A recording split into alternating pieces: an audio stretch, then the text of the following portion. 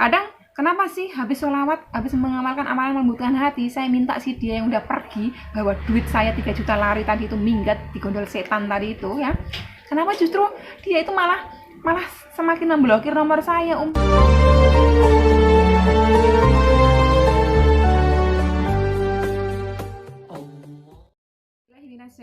Bismillahirrahmanirrahim. Alhamdulillahirabbil wassalatu wassalamu ala asyrofil anbiya'i wal mursalin wa ala alihi washabihi wa tabi'in. Rabbi shrah li sadri wa yassir li amri wahlul 'uqdatam min lisani yafqahu qawli. Allahumma shalli ala sayyidina Muhammad wa ala sayyidina Muhammad. Assalamualaikum warahmatullahi wabarakatuh. Sobat Trader semuanya dirahmati Allah Subhanahu wa taala dimanapun berada. Semoga selalu sehat walafiat, selalu dalam lindungan Allah Subhanahu wa taala, dilimpahi rezeki yang halal, yang berkah, yang melimpah, dilunaskan setiap amanah-amanahnya baik riba maupun non riba dengan cara-cara yang mudah, tanpa harus kepayahan, tanpa harus dari lubang tutup lubang, tanpa harus menjual aset. Semoga yang masih belum memiliki pasangan hidup dipertemukan dengan jodoh yang terbaik dari sisi Allah Subhanahu wa taala. Semoga yang belum memiliki keturunan segera dikaruniakan putra-putri yang soleh-soleh oleh Allah Subhanahu wa taala. Dibukakan pintu-pintu kemudahan untuk setiap urusan-urusannya dan dijadikan setiap kesedihan menjadi kebahagiaan. Amin, amin ya rabbal alamin. Kita aminkan sama-sama karena kita tidak pernah tahu doa dari lisan yang mana yang akan diijabah oleh Allah Subhanahu wa taala. Itu selalu yang saya sampaikan di dalam grup UJR. Jadi jangan pernah malas mengaminkan doa, karena yang membaca doa dan mengaminkan doa juga sama-sama mendapatkan pahala ya. Ya, Rasulullah bersabda bahwa jika seorang muslim ia mendoakan saudaranya yang berada di hadapannya, malaikat di atasnya akan berkata, amin, kamu akan dapat sama, kamu akan dapat sama. Itulah kenapa saya hobi sekali mendoakan sahabat-sahabat kita. Nah, oke, sekarang kita berada di sesi Q&A ya, tanya jawab. Oke, ini sudah ada beberapa dari kolom komentar saya ambil, yang jelas saya random ya. Jadi saya mohon maaf sekali buat teman-teman semuanya yang mungkin ya komentar tapi saya mungkin nggak respon ya. Umi saya kok nggak pernah direspon gitu, itu bukan saya menyengaja, tapi memang kalau saya kebetulan pas megang handphone, pas ada komentar saya respon. Kalau pas jenengan komentar, pas saya nggak pegang handphone, ya saya nggak respon. Intinya gitu ya. Oke, ini yang pertama dari Mbak Yeni. Assalamualaikum Umi. Waalaikumsalam warahmatullahi wabarakatuh. Saya Yeni dari Malang. Oke, Mbak Yeni dari Malang, tetangganya Mbak Kiki ini. Saya mu'alaf, Masya Allah, tabarakallah. Saya demen nih kalau yang mu'alaf gini nih.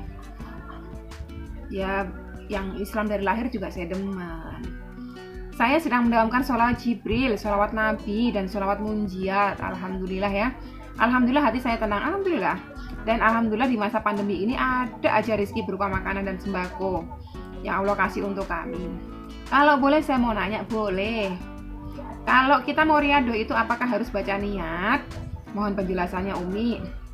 Semoga ilmu yang Umi bagikan untuk kami Allah balas dengan surga firdaus. Masya Allah, amin, amin ya rabbal alamin.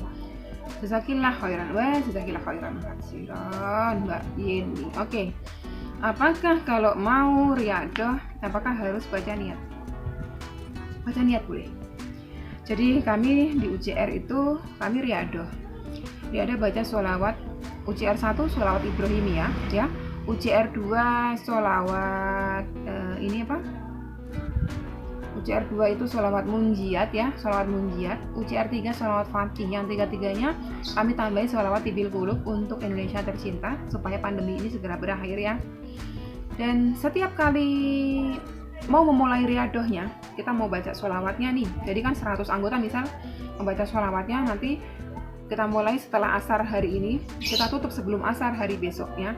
Pada saat sebelum dimulai itu, kami selalu membacakan doa ya, memohon keberkahan dari Allah ya, melalui sholawat yang akan kita bacakan nantinya. Jadi di situ saya bacakan doa-doa yang salah satunya kita sebutkan hajat dari sahabat yang hari itu mendapat hadiah. Misalnya hari itu yang mendapat hadiah adalah Mbak Siti gitu ya. Kita bacakan hajat beliau, kita mohonkan kepada Allah sama-sama bareng-bareng supaya Allah ijabah hajat dari Mbak Siti itu tadi gitu. Jadi niat boleh diniatkan, tapi niat pertama saya selalu sebutkan adalah ya Rob, hamba segenap anggota UJR 1 memohon izin kepadamu ya Rob, kami mohon izin kepadamu, kami bermaksud ingin melanjutkan kembali riyadhah kami baca sholawat Ibrahimiyah kepada Rasulullah SAW karena engkau ya Rob, ya, karena engkau. kami membaca sholawat itu bukan karena agar hajat sahabat kami diijabah, tapi karena Engkau ya Rob, karena Engkau yang perintahkan kami untuk bersholawat. Itu niat pertamanya. Setelah itu kita memohonkan keselamatan ya, salam untuk Rasulullah, ahlul bait beliau ya, para sahabat, para penerus-penerus beliau. Setelah itu baru kita mohon untuk agar Allah ijabah hajat-hajat dari sahabat kami ini gitu. Jadi niat memang dari awal bacakan niat, minimal bacakan Al-Fatihah ya, bacakan Al-Fatihah minimal ya, baca basmalah, baca Al-Fatihah, itu minimal harus dilakukan. Jadi niat sebaiknya memang diniatkan, niatnya karena Allah Ta'ala itu.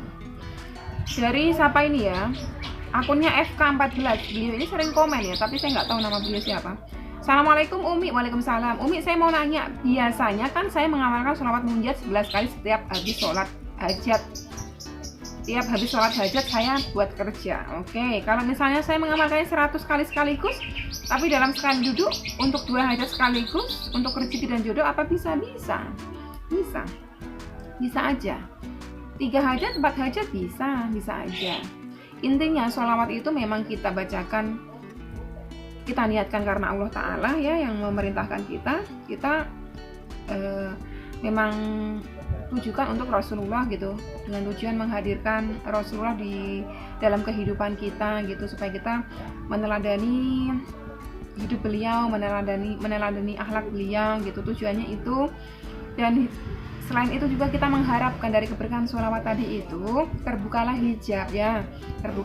Jadi Rasulullah bersabda bahwa doa kita itu antara langit dan bumi terhalang, di tengah-tengahnya itu ada hijab. Sampai kalian bersolawat kepadaku, hijab itu dibuka gitu. Nah itu salah satunya kenapa kita sholawat dulu baru bermunajat kepada Allah. Mohon tadi apa tuh Mbak, rizki sama jodoh, boleh kan, sama Allah dibolehin, mintalah kepadaku niscaya aku akan kabulkan, boleh.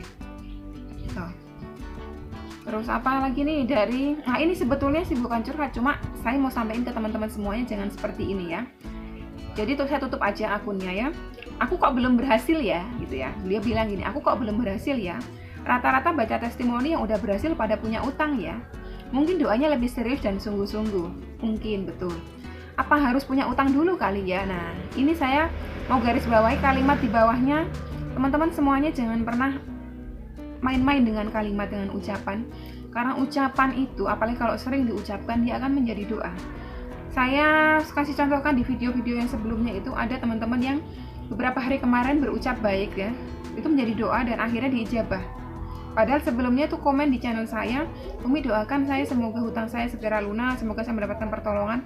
Selang berapa hari kemudian Allah ijabah. Itu menjadi doa. Kalau panjenengan bicaranya apa harus punya utang dulu kali ya? Gimana kalau malaikatnya Allah ya yang berada di atas panjenengan itu mengaminkan ya. Sedangkan semua teman-teman kita, sobat winner di sini semuanya yang punya hutang pengen sekali rasanya bisa keluar dari yang namanya masalah hutang.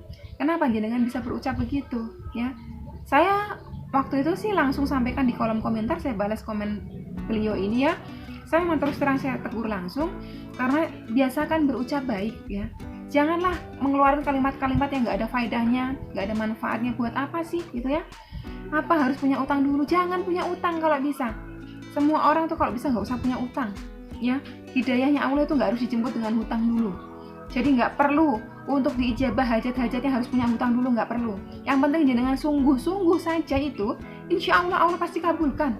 Nggak harus orang punya hutang, nggak harus orang menderita dulu baru sungguh-sungguh minta sama Allah. Jadi kalau misalnya nggak punya penderitaan, nggak punya ujian, nggak sungguh-sungguh gitu mintain sama Allah, jangan seperti itu.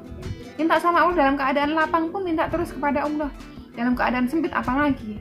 Itulah kenapa dalam keadaan lapang, dalam keadaan sempit, kita tetap terus bermunajat kepada Allah, kita tetap terus mengingat Rabb kita. Jadi kalimat seperti ini jangan lagi terulang lagi gitu. Nggak baik. Ya oke. Terus yang ini dari Mbak Yuni Didik. Qabil tuh Umi, kalau sholawat Jibril sama sholawat Nabinya didawamkan nggak habis sholat fardu, boleh nggak Umi? Boleh, soalnya kalau habis sholat fardu nggak ada waktu banyak, betul. Maklum saya seorang TKW, betul. Ini masalahnya teman-teman kita ya, sahabat kita yang TKW. Beliau tuh kan kalau sholat memang nggak dikasih waktu lama-lama ya sama majikan-majikan beliau. Kadang bisa sholat aja udah syukur. Jadi nggak bisa wirid lama-lama, itu nggak bisa. Yang saya sampaikan itu 1000 kali sholawat Jibril, 1000 kali sholawat Nabi ya, 11 kali sholawat munjiat ya. Kalau sholawat munjiat yang paling bagus setelah sholat fardu. Itu karena apa? Karena saya nggak mampu baca sekali duduk ya. Waktu saya itu betul-betul kalau habis sholat tahajud, sambung subuh, nanti udah nggak lama langsung berangkat kerja ke kantor, terus nggak lama sholat duha di kantor, sholat zuhur, sholat asar di kantor, pulang dari kerja udah harus baca doa untuk UCR 3 UCR. Habis itu udah padat sekali, kegiatan saya itu padat sekali. Kalau saya nggak atur wirid saya, sholawat tadi saya bagi setelah sholat fardu, sayanya malah nanti nggak kebaca 1000 kalinya. Jadi saya baca setelah sholat fardu. Jadi kalau misalnya Mbak Yuni, saya bisanya itu sambil masak, Umi boleh, sambil nyapu boleh, yang penting jangan di toilet, jangan di kamar mandi. Yang ini gimana? Yang munjiatnya karena kan 11 kali setelah sholat fardu. Oh, habis sholat fardu, Assalamualaikum warahmatullahi wabarakatuh. Astagfirullahaladzim. Subhanallah. Alhamdulillah. Allahu Akbar. Nah, itu usahakan di situ. Setelah itu udah langsung dipanggil majikan, langsung apa? Sambil baca. Kalau kelihatan komat kamit gitu, Allahumma sholli ala sayyidina Muhammadin sholatan. Nah, komat kamit misalnya dimarahin majikan, baca dalam hati nggak apa-apa. Yang penting jangan ditinggalin. Gitu. Sebisa jenengan mawon gitu, sebisa jenengan saja. Gimana enaknya jenengan gitu ya.